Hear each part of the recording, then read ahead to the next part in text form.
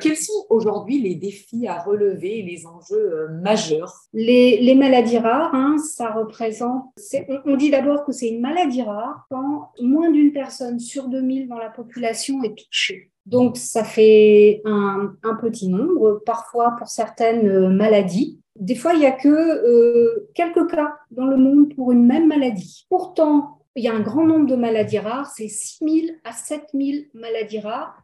Selon les sources, on ne sait pas exactement le nombre et on en découvre encore régulièrement. En France, quand même, même si les maladies rares sont rares, si on prend l'ensemble des maladies rares, c'est 3 millions de personnes en France touchées par une maladie rare. En Europe, 30 millions de personnes et dans le monde, 300 millions.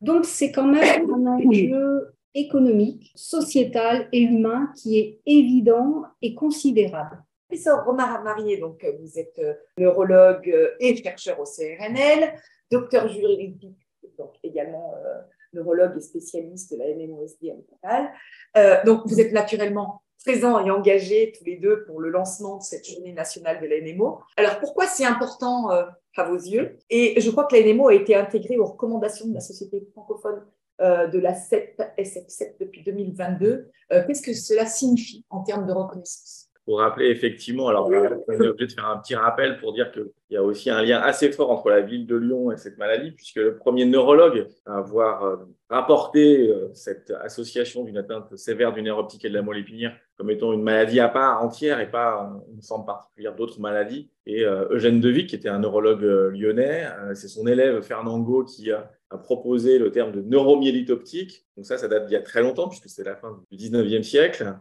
Et donc, on a essayé, alors il y a eu quand même une grande parenthèse, hein, pour être honnête, quasiment d'un siècle, où cette maladie a été peu prise en charge, peu considérée, et puis les choses sont un peu revenues sur le devant de la scène avec l'amélioration des connaissances en médecine. Et à Lyon, on a une expertise en neurosciences, il y a une expertise aussi en base de données, en cohorte, notamment dans le domaine de la sclérose en plaques, et cette expertise, ce terreau fertile, on va dire, en termes de recherche clinique, de recherche un peu plus fondamentale, a permis de développer des travaux autour de cette maladie. Donc, il y a eu une première étape des années 2000 où on a développé des cohortes, des travaux un peu scientifiques, on va dire, autour de cette maladie. Et puis, il y a une structuration qui s'est mise en place, là, uniquement médicale et scientifique, qui a été permise grâce au soutien institutionnel. En France, on a la chance, comme on en a parlé tout à l'heure, bien sûr, il y a le portail Orphanet et l'INSERM, mais il y a aussi un effort très fort qui est de supporter ce qu'on appelle les centres maladies rares. Donc, c'est un support qui est bien sûr un label, mais aussi un support financier qui permet de recruter du personnel pour développer des actions spécifiques à destination, bien sûr, des patients. Et ça, nous, on a pu en bénéficier, alors un peu tardivement, malheureusement, on a pu bénéficier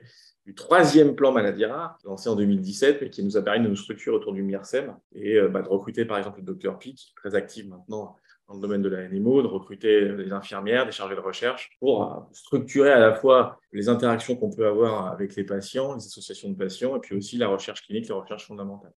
Et justement, comme vous aviez la parole, professeur Marinier, gardez-la, on aimerait bien faire un petit point sur les structures en place et en cours de constitution pour comprendre un peu les liens, les articulations. On entend plein d'acronymes. On va commencer par le premier. Alors, qu'est-ce que le MIRSEM? C'est effectivement… Alors, entre nous, on en a la structuration autour des maladies rares est importante en France et en Europe d'ailleurs. Donc en France, il y a un premier niveau de structuration qui sont les centres de référence maladies rares ou CRMR, qui sont financés par ce qu'on appelle les PNMR, les plans nationaux maladies rares. Donc le dernier en cours est actuellement en termes en finalisation pour qu'on ait le label. On croise les doigts pour que ça marche. Donc le MIRSEM, c'est le centre de référence des maladies inflammatoires rares du cerveau et de la moelle. Il y a 3 centres MIRSEM en France, des centres qu'on appelle constitutifs, c'est-à-dire que c'est des centres qui ont des moyens financiers au-delà du label, donc Lyon, Paris, Salpêtrière et Paris, Kremlin-Bicêtre, pour le côté adulte et enfant. On a demandé la labellisation de ce qu'on appelle des centres de compétences sur tout le territoire français. Les grandes villes comme Marseille, Lille, Toulouse, Strasbourg, Bordeaux seront, on l'espère, aussi labellisés. Eux, ils seront centres de compétences, donc ils auront le label, ils auront l'expertise, mais malheureusement pour eux, ils n'auront pas les financements.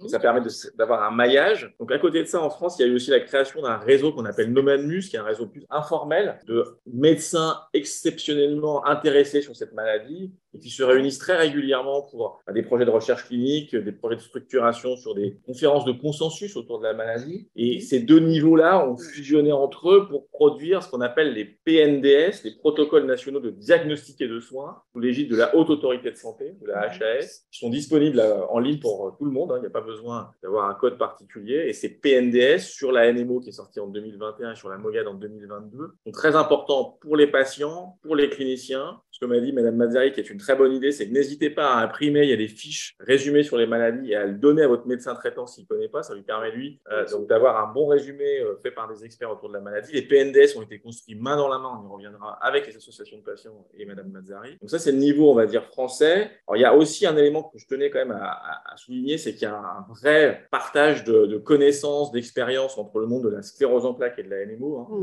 Globalement, c'est des patients et des malades qui sont très proches et des médecins, pardon. Donc, il y a vraiment un soutien qui a été, parce qu'il y a aussi une structuration beaucoup plus forte et plus ancienne autour de la sclérose en plaques et qui nous a beaucoup aidé aussi à développer des choses autour de la NMO, donc ce qu'on appelle les CRC, les centres de ressources et de compétences sclérose en plaques, qui permettent un maillage aussi en France, des réseaux ville-hôpitaux autour de la sclérose en plaques, dont on fait bénéficier les patients ayant une NMO. Donc, les réseaux sont très aussi orientés sur des protocoles, notamment d'éducation thérapeutique, dont on a déjà parlé avec Mme Mazzari. En France, on est quand même plutôt, entre guillemets, chanceux sur le maillage. Au passage, en quoi consiste Brain Team? Donc, Brain Team, c'est donc, un anglicisme pour équipe autour du cerveau. En fait, c'est une filière regroupe un certain nombre de centres de référence sur des maladies rares. Donc, Brain Team, c'est les maladies rares du système nerveux, en fait. Et donc, en fait, c'est une étape intermédiaire entre le national et le local pour structurer la prise en charge des maladies rares. Et l'intérêt de Brain Team, c'est de proposer des approches très transversales parce que là, on dit déjà qu'il y a des liens entre sclérose en plaques et NMO, mais il y a aussi des liens entre toutes les maladies neurologiques entre elles, notamment le handicap moteur, le handicap visuel. Il y a des choses à apprendre aussi d'autres maladies et Brain Team sert à ça. Et donc, dans les il propose beaucoup de choses pour les patients. Oui. De l'accompagnement psychologique, etc. C'est pour ça que c'est important d'adhérer aux associations parce qu'on fait des newsletters avec toutes les informations que nous diffuse Brain Team à destination des patients et pour l'amélioration, pour l'accompagnement, que ce soit au niveau juridique, psychologique, en plus de ce que vous proposez au centre de référence.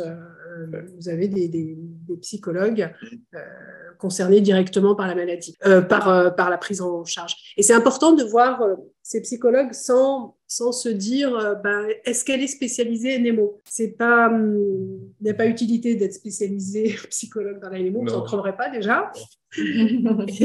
Et pour les pathologies rares, elles ont vraiment une capacité et une connaissance sur cette annonce diagnostique et cette problématique de vivre avec une maladie rare. Donc, n'hésitez pas à vous rapprocher des acteurs de l'association. Et du coup, Souad Mazzari, justement, l'association NMO France a non seulement pour mission d'informer et d'accompagner les personnes concernées par ces pathologies, mais collabore aussi aux essais. Vous entrez dans des essais, c'est aussi une façon de participer à la recherche. En quoi ça vous permet aussi d'être toujours up-to-date sur la maladie par rapport aux avancées? Alors, l'association a seulement 3 ans et je crois qu'on a passé les 3 premières années à se rassembler et à écouter les patients et à fédérer cette communauté qui était isolée, qui était partout en France. Grâce à nos partenaires, et grâce à vous, grâce au centre de référence, grâce au MIRSEM, grâce aux spécialistes, on a réussi à faire grandir cette communauté, à la légitimer et à la rendre actrice de sa santé. Et c'est comme ça, ça ne pouvait commencer que de cette manière-là. Je vous donne un exemple d'une personne qui m'a contactée hier et qui me disait elle est déficiente visuelle depuis 2018 et c'est que lorsqu'elle a rencontré l'association NMO France, on lui a expliqué qu'il fallait qu'elle déclare ce handicap. Et elle a perdu presque 5 ans de prestations qui pouvaient améliorer sa qualité de vie, surtout quand on a un handicap aussi sévère, la déficience visuelle. Claudie, justement, peut-être que vous avez envie de réagir. Vous êtes en contact avec beaucoup d'associations. Ce que vient de dénoncer ici Souad Mazzari doit, j'imagine, se retrouver. Non, je ne dénonce pas. Non, pas le dénoncer, le signaler, je l'ai mal. C'est des histoires de vie. C'est des histoires de vie des patients et je pense qu'elles sont nombreuses.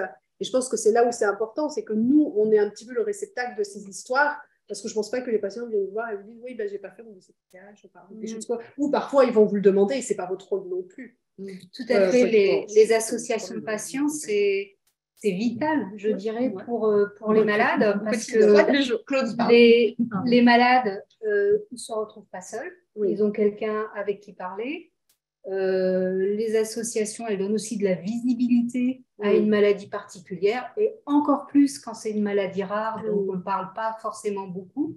Donc le fait de se rassembler, c'est indispensable, je crois. Aussi, on peut dire que quand on se rassemble, on fait un peu la masse, donc on peut éventuellement influencer les décisions publiques, les décisions politiques, pour soutenir peut-être davantage les soins, la recherche aussi, tout à fait, qui est quelque chose qui demande du temps, beaucoup de temps, et qui demande des moyens financiers et humains.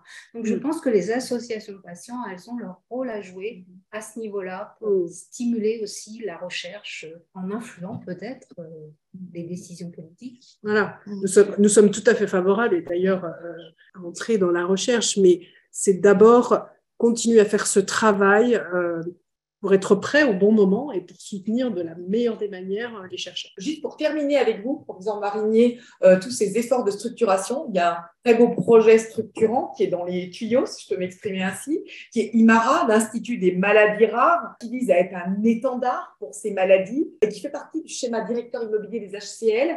Alors, c'est quelque chose qui est en cours. Qu'est-ce qu'on peut en dire aujourd'hui dans ce point d'actualité sur le futur de cet institut? Une très bonne remarque, et je pense que ça permet de rappeler que les Hospices civils de Lyon sont le deuxième CHU de France et sont le deuxième groupe de centres de référence maladies rares, et c'est peu connu du tissu local, que ce soit des patients, mais même des industriels. Et donc l'idée, c'est que les Hospices civils de Lyon sont donc, au niveau du groupement hospitalier qui se trouve ici, là, cette partie des Hospices civils de Lyon, en train de réfléchir à quels vont être les projets structurants pour les 10 prochaines années. Et la bonne nouvelle, c'est que les maladies rares sont un des porte-drapeaux du groupement hospitalier Est, avec la création d'un bâtiment dédié aux maladies rares qui sera vraiment réfléchi main dans la main avec les associations de patients. Ce sera des zones d'accueil d'associations de patients, de pères aidants, de transition, on en a parlé avec le docteur Pic, pour tout ce qui est du monde de la pédiatrie vers le monde adulte. Et donc ça, c'est une des priorités. Donc on va rester, nous, très vigilants parce qu'on va essayer de l'accompagner. Mais la gouvernance des Hospices civils de Lyon est très favorable à cette initiative d'Institut des maladies rares. Je pense que c'est une bonne nouvelle pour tout le monde.